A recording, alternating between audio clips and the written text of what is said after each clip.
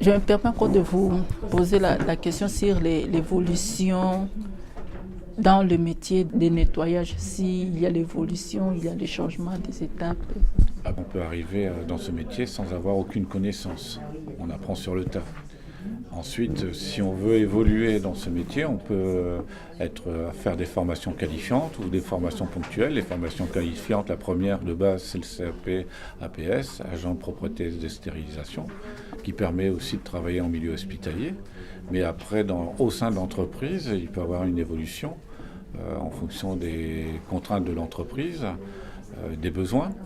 C'est-à-dire être machiniste, avoir des responsabilités comme chef d'équipe ou responsable de site. Et s'il y en a qui ont la motivation nécessaire, voir s'ils trouvent une niche particulière, par exemple nettoyer une chose qui ne se fait pas habituellement, créer sa propre entreprise. Si l'employé est motivé à évoluer, il peut demander des formations spécifiques sur certains domaines, par exemple tout ce qui est bio-nettoyage, avoir des formations sur l'hygiène, ensuite avoir des formations sur le management pour gérer une équipe. Donc là, tout ça cumulé permettra d'évoluer. Après, toute la partie commerciale, aller chercher les clients, etc.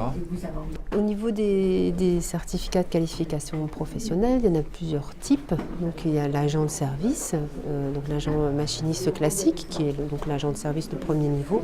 Ensuite, on a un CQP AERP, donc agent d'entretien et de rénovation.